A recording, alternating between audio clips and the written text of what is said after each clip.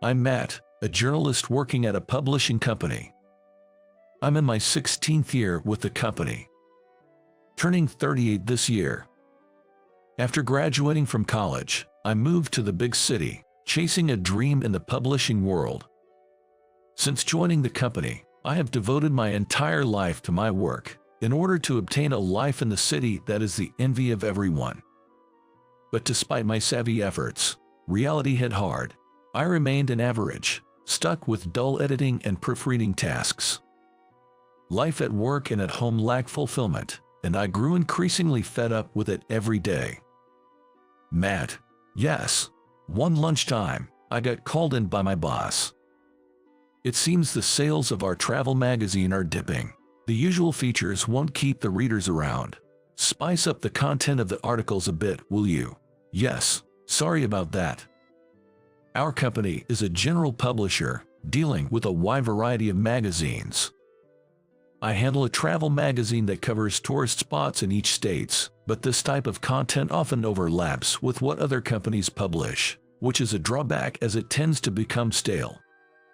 Have you been delegating the on-site research to your juniors lately? Yes. I mainly check and proofread the draft articles for the magazine. When I was new to the company, I used to visit the sites myself and travel around the country to do interviews, but by this age I had more junior staff and no longer had to take on the tedious task of interviewing people. In truth, visiting tourist spots in various places would yield the same results no matter who went. I did not want to do labor-intensive work. Isn't the reason you can't write engaging articles because you've been relying too much on your juniors for the research?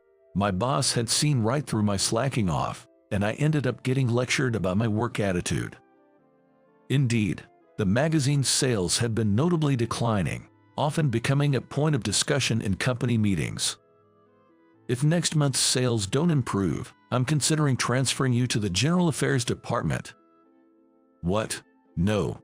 The General Affairs Department was known in our publishing department as a catch-all for odd jobs and errands. There is a lot of work involved, and overtime is commonplace.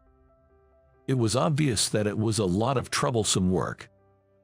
If you don't like the sound of that, how about you do the on-site research yourself for a change? Me? Yes. Instead of leaving it all to the juniors, why don't you cover tourist spots that you'd personally recommend to our readers? Okay, I'll do it. When the boss orders, a regular employee like me has no right to refuse. The research for next month's article was already done, so any new article I write would only be published the month after next. Little did I know that the quality of the article would determine my fate. That evening, I returned to my one-bedroom apartment and collected the mail that had piled up in my mailbox. There were ads for real estate, newspaper subscriptions, and flyers for the local supermarket's flash sale. As I skimmed through them, I found a postcard tucked among the ads. What's this? On the back, it read, "Notice of Riversdale High School class reunion," with the date, time, and venue, along with a section to confirm attendance and the organizer's contact details. A high school reunion. I can't believe I'm getting an invite after all this time. It's been 16 years since I left for the city. I come from the middle of nowhere. From a village on a remote island, no less. Just getting to the mainland takes a 2-hour ferry ride. Life on that tiny, cramped island was peaceful in a way, but without any thrills. It felt unsatisfying. That's why I hated the countryside and quickly left for the city, where I was going to have a rich life that would be the envy of the country people on the island. Back home, the usual paths were either moving to the city or staying on the island to work. Mostly, those were the only options. Many of my classmates did not leave their familiar rural villages. Some took over family businesses that had been running for generations, while others got married following village customs. In a way, it was a carefree country life, but as a young man I had ambitions. Going against my parents' and relatives' wishes, I left the island alone. Since then, I've felt somewhat reluctant to return, and it's been a long time since I've been back home. I wonder how everyone's doing. Looking at the postcards, I went back to my memories of 20 years ago for the first time in a long time. Among those hazy recollections, there's a page of my youth still sparkling brightly. Next to my family home was a cozy little inn called Halls, and the daughter there, Natalie, was both a childhood friend and classmate of mine. We were close enough to commute to school together whenever we could, and I always harbored a tender affection for her, but never mustered the courage to confess before graduation. After moving to the city, I found out through a call from a close friend that she had secretly liked me back. I regretted not knowing her feelings earlier. I was worried about my parents, but for some reason I was so concerned about Natalie and her family's guest house that I couldn't stand still, so I took a pen out of my commuter bag and circled the attendance column on the postcard. A month later, I was on the ferry back to the island, using an assigned reporting day from work. Although the main reason was to attend a reunion rather than for the assignment, I still took out my reporter's notebook to jot down details of the transportation, cost, and travel time from the city center to the island. Never thought my first assignment in a while would be my own hometown. It was an island where I lived for 20 years, but to me, it was a place without interest, and I struggled with the idea of featuring it in a magazine article. The reunion was being held at the inn next to my family home, Halls. That's precisely why I decided to attend the reunion while visiting home. There's no use reminiscing about my youth or meeting my first love now, but as the reunion approached, I couldn't help but feel a surge of excitement as I remembered those days. Walking from the harbor to the bus stop and boarding the hourly bus, my destination was just around the corner. Nothing's changed at all. In the city, the scenery changes within a year. It's common for buildings to be renovated to keep up with the latest trends. But this island is different. It's timeless no matter when you visit. The rural landscape, surrounded by nature, seems frozen in time. As the countryside scenery flowed past the bus window, I felt as though my own time was rewinding back to high school. While being rocked by the bus, I took out my notebook and began to scribble a brief introduction to the island. 15 minutes later, getting off the bus, I climbed the familiar uphill path I knew from my school days. Back then, I had the energy to sprint up such slopes, but now just a short walk made me sweat and my breath quicken. After that, I took a casual stroll around the village and made sure I arrived at Hall's place about 20 minutes before the reunion was set to start. Hall's, just like the surrounding scenery, hadn't changed a bit since back in the day, and even the statue that stood guard by the entrance like a gatekeeper for the past 20 years was still there. When it starts to get dim, the light of the lanterns hung at the front entrance would light up, and even that orange glow was just as I remembered. As I put my hand on the door, I could faintly hear laughter leaking from inside. It seemed some of the attendees had already started drinking. With a wry smile to myself, I figured it wasn't too surprising since most of my classmates had stayed on the island and probably couldn't wait to get started. "Welcome, could it be Natalie?" "Huh, that voice, Matt." When I opened the door and stepped into the entryway, there to greet me was Natalie, clad in the inn's uniform, with a bandana wrapped around her head. "You really came." "I said I would, didn't I? It's been a while. You look well." "Yeah, you too, Matt. I heard from the organizer, Jake, that you were coming, but I just couldn't believe it." Natalie, slightly blushing, scratched her cheek with her fingertip and smiled cheerfully.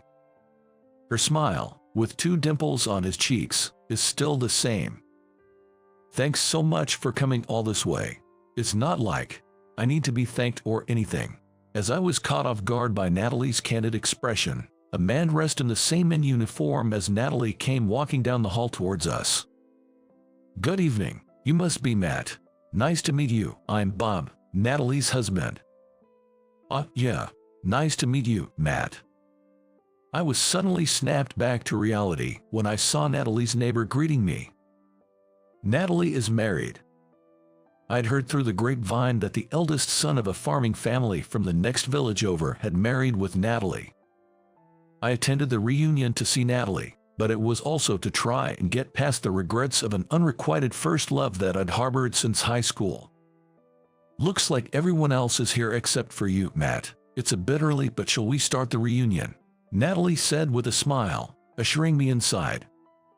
I took off my shoes, stored them in the cubby, and followed her into the hall.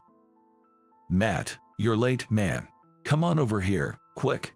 Jake, it's been a while, I said as I sat down next to Jake, who had signaled me over enthusiastically as soon as I entered the banquet hall. Jake was my closest friend since high school, and since moving to the city, the only people I'd kept in touch with were my parents and Jake. Are you doing well? You've really become a city slicker, huh? Wearing such an expensive-looking suit and all. Nah, it's nothing special. Jake had become a fisherman, taking over his family's business after graduating from high school. There were supposed to be 2 other people living in the city attending the reunion, but it seems they canceled last minute due to sudden engagements. I hear you've been slammed at work. Must be a hassle to head back to that tiny island. Moving to the big city has changed you, huh? Yeah, maybe. Sure, city life is flashy and fun, I'll give you that, but the island has its own charm. That's what I believe, anyway. As Jake chugged his beer and talked, I found myself at a loss for words. The other 2 felt much the same, I reckon. This time, it was just a chance to catch up with Natalie while I was home visiting. No denying it, going back to the rural island felt like a drag, that much was clear. Here you go, some more shrimp for you. Oh, I've been waiting for this. While Jake and I were deep in conversation, Natalie came over with a big smile, bringing some freshly prepared shrimp. The table was loaded with luxurious plates of seafood, and the high school friends chat got even more lively. Despite criticizing my hometown as a boring backwater, reminiscing with friends made me strangely buoyant, and before I knew it, I felt my frustrations clearing away. Around these old classmates, I could relax. No need to put on airs. So, how are you doing these days? Me. Yeah, you, Matt. You must be doing well for yourself, right? Tell us some stories about the city. Natalie plopped down between Jake and me, and one by one, the others joined in the conversation. Before I knew it, I became the center of attention. I'm working at a publishing company now. It's busy work, but putting a magazine together with the whole team is pretty rewarding, I'd say. Wow, look at you. Publishing is something way out of reach for a farmer's second son like me. Hana, Matt, you've got a different vibe than the rest of us island bumpkins. I'll admit, before I left for the city, I wanted to prove something to my parents and my classmates back home. I'm not meant to be contained by this countryside, I thought, rebelling and moving to the city. But the reality is, I'm stuck at work, with no remarkable success stories or achievements to boast about. I used to brag about being respected by my juniors or being in the boss's good graces, getting dragged to business golf or nightly drinks, but that was all just to protect my pride. You're cool, Matt. What? All of a sudden, Natalie, sitting next to me, watched me with a smile, chuckling in her typical way.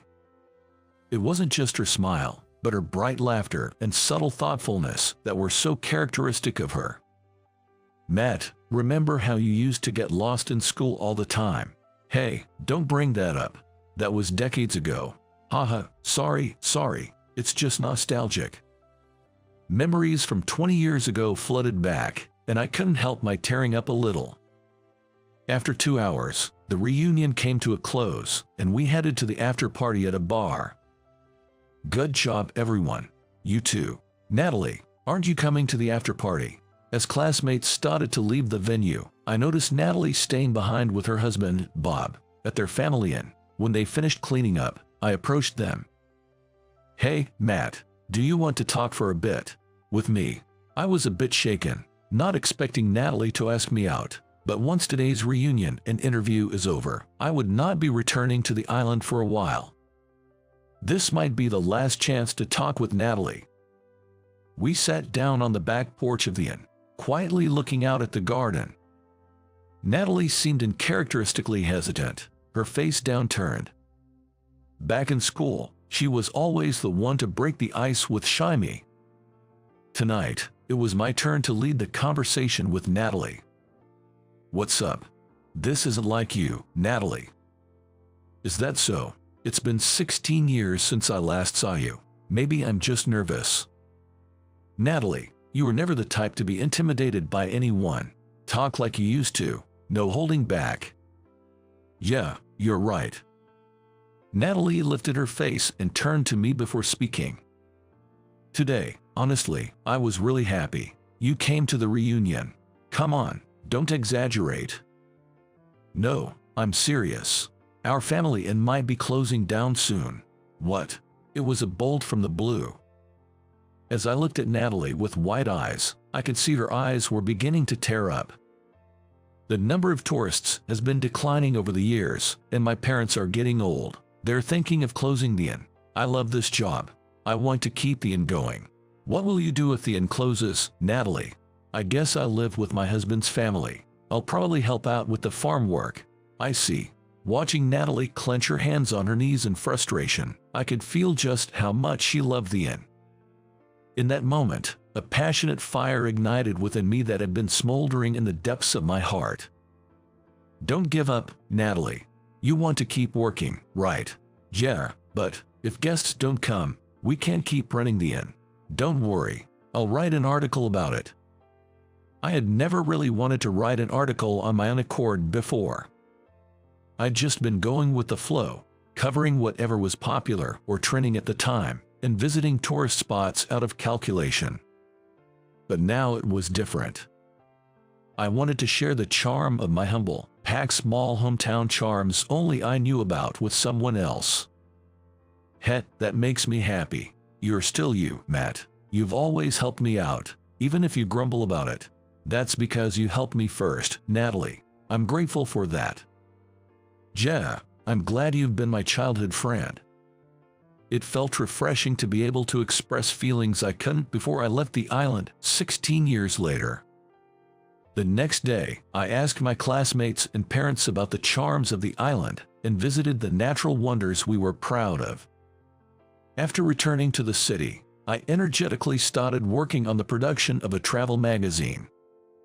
From selecting photographs to writing articles, for the first time in a long time, I did everything myself. There were days when it was physically difficult due to the constant overtime work, but several junior members of the team helped me with miscellaneous tasks and offered me food, which made me feel once again grateful for the team. "Matt, could you come to the conference room for a sec?" A week after publication, I was called by my boss again. This month's article was really good. The interviews felt authentic, and the features hook was excellent. "Really? It seems inquiries to the place have increased. Well done, Matt." "Thank you." Receiving words of praise for the first time in years, I hugged the travel magazine, my work of pride, to my chest. With the help of Natalie, Jake, my classmates, and my parents, I was able to write the article. I was able to savor the beauty of my hometown and the joy of my work anew. It was that rural island that changed me. And now, I want to visit Natalie's Inn again, not as a journalist, but as a dear friend.